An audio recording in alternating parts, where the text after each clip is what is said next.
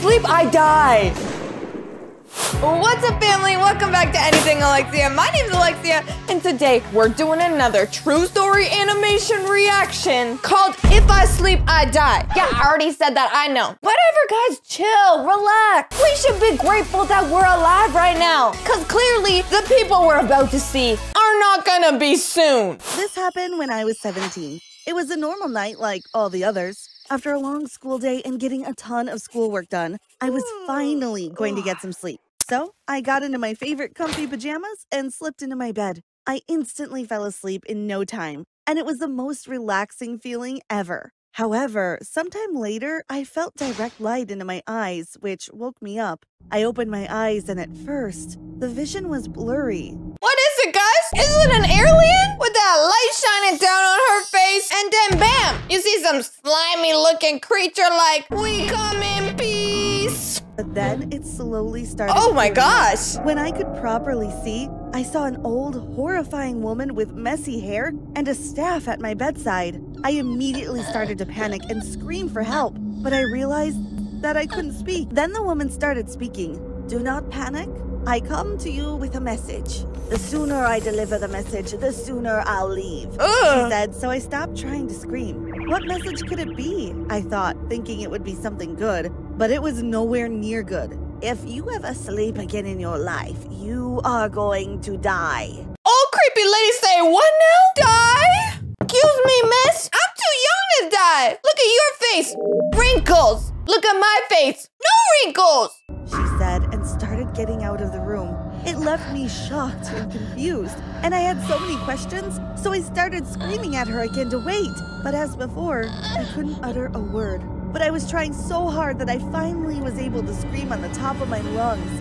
Wait! Right then, I woke up and realized everything that happened at that moment was just a dream. The woman was not real, but what she said was horrifying enough to leave me with a scar. And since then, I started fearing sleep. Girl, you had one bad dream and now you're scared to sleep. I mean, I get it. Very creepy dream. But if you're gonna be scared of sleeping after one time you had a nightmare, maybe I should just become a vegetarian after that one time my stomach got sore from eating extra spicy chicken wing. You see what I'm trying to get at here? It makes no sense. It was already morning when I woke up, so I got ready for school and headed out.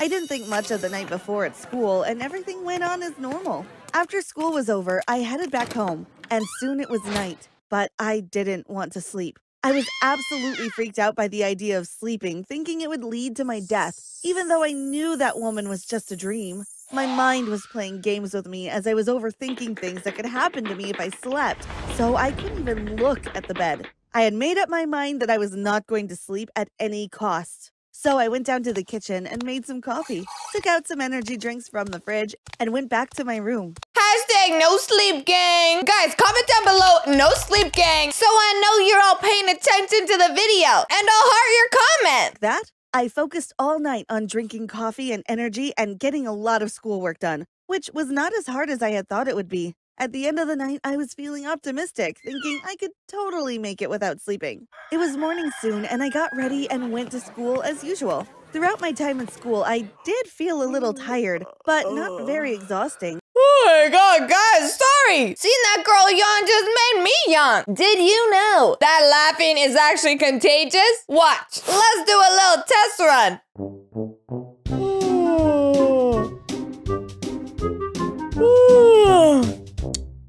Are you yawning? That's so. It was a regular day despite the fact that I hadn't slept. However, when the second night arrived, things started getting a little troublesome. I was getting more and more afraid of the idea of sleeping, but my body and mind were drowning in exhaustion. But I couldn't even close my eyes even for a few seconds, because whenever I felt like sleeping, I would see the face of that old scary lady in my dreams and would get so scared that I would completely give up on the idea. However, I had to do something to stay up all night and keep myself busy and stay afar from sleeping.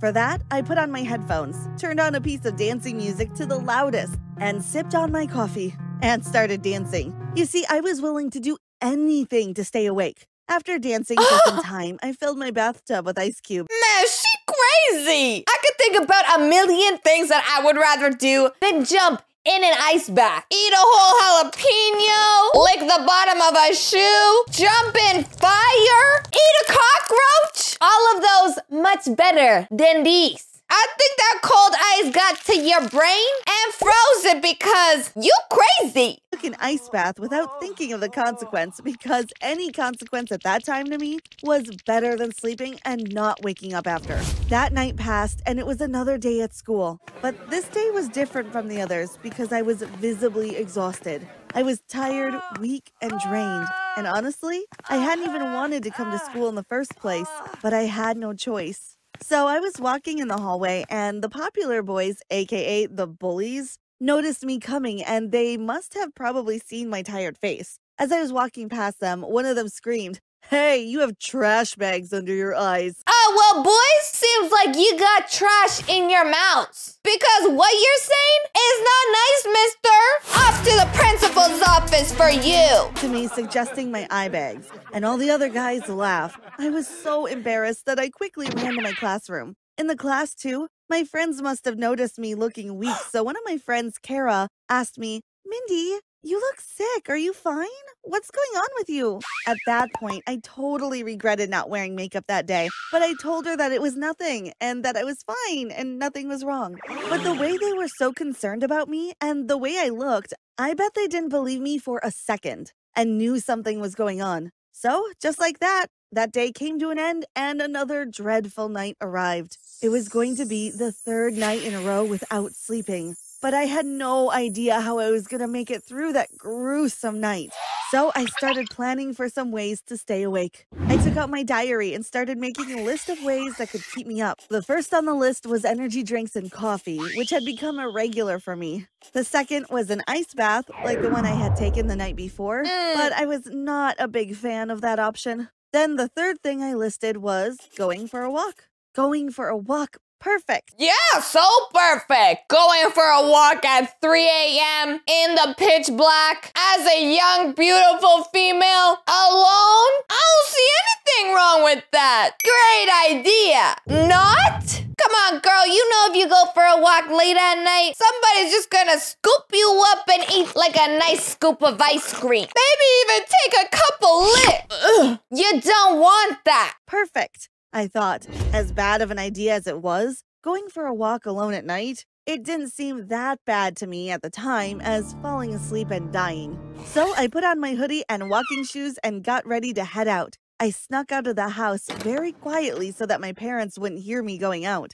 And just as I was turning back, I saw some shadowy figures of people behind me. Oh no, At first, I didn't think much of it, but after walking some distance, I felt as if they were too changed their pace and were still behind me. At that point, I got scared for my life and didn't know what to do, so I started to run without thinking. And while running too, I could still feel the people behind me were running after. I was pretty sure that if I didn't get to the house first, those people would kidnap me. And thankfully, after some time, I finally reached home completely out of breath, got in, and immediately locked the doors behind me. I even checked if other doors and windows in my house were locked. Or not. And after making sure they were, I went to my room. Girl, I don't mean to say I told you so, but I told you so. Stay away from creepy people at night. The only walking you should be doing past 8 p.m. is a walk to the fridge to get you some chips and salsa. Anything other than that, forbidden. Then the rest of the night that was remaining, I spent it looking out the window to see if those people had followed me to my house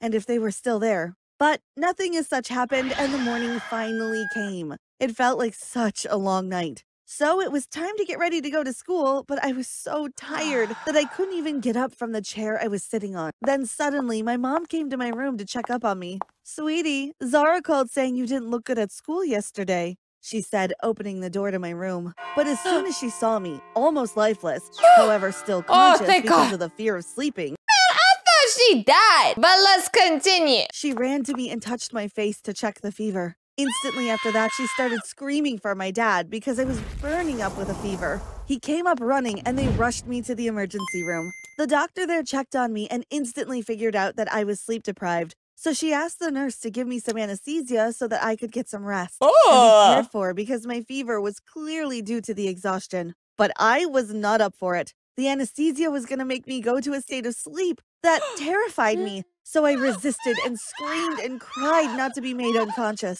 Now when I think of it, I wonder how I got the energy to resist and scream even though I was so weak. The doctor suspected what was going on with me quickly, but it was not her area of expertise, so she made an emergency appointment with another doctor, a psychiatrist, and then my parents took me to her. There, the psychiatrist asked me to give the details of what was going on in my mind and what I was so afraid of. So I told her everything that had happened, from the dream about the old scary lady, what she had said, and all the things I had done to stay awake from that moment. She immediately figured out my problem and diagnosed me with somnophobia, a fear of sleeping. In her case, thinking she would die, she told my parents. After the diagnosis, since I was very sick and my condition was getting worse and worse, she started my treatment right away. And for that, her first step was getting me at least some sleep. So she transferred me to another room along with my parents. There was a bed there, and later a few chairs were brought in so that my parents and the doctor could sit around me. Then she started to talk to me, which made me feel safe. She told me that nothing would happen to me as they would be right there protecting me. She also gave me a gummy telling me it would make me feel better, which I later realized was a melatonin gummy. The doctor was really successful wearing down my fear because finally, after 4 days, I was able to give in and fall asleep. After 6 hours, I got up. 4 days? This girl went 4 days without sleep? What is she, a walking zombie? Man, I swear I lose 1 hour of sleep at night. The next day, oh, you don't want to see me because it ain't pretty. After 6 hours, I got up finally, and it felt like I was just reborn. I felt way better and less exhausted, and even my fever was down. Then the doctor further suggested cognitive behavioral therapy for my treatment, and for me to meditate and listen to soothing music if I didn't feel like sleeping, so that my body and mind would still get some rest. After that, slowly, I started feeling better and better every day. However, I would occasionally feel scared to fall asleep, and at those times, I would either meditate, which helped but not much, or ask my mom to watch over me while I fell asleep, which made me feel safe and calm. It took time, but after months of therapy, I finally started getting over my fear of thinking I would die if I go to sleep. I forgot about the old scary lady like a stupid dream, and things started to turn around, and for that, I couldn't thank my doctor enough. Oh, well, there you go, guys. Looks like she fixed her problem with a little yoga, help with the family, some special gummies. I guess everybody's dreams are different. I mean, if you ask me, most of my dreams are about pizza, pasta, chocolate fudge brownies. You know, the most important things in life. But either way, good on you, girl. I'm happy things are better for you. Now go get some sleep. But anyways, guys, that is all of the true story animation that I have for you today. If you liked today's video, don't forget to smash that like button and also click that notification bell so you get notified every single time I post a video. Also, if you want to be a part of the exclusive channel membership fam, there is a link to join in the description. I love you guys so much, and I'll see you all in the next video.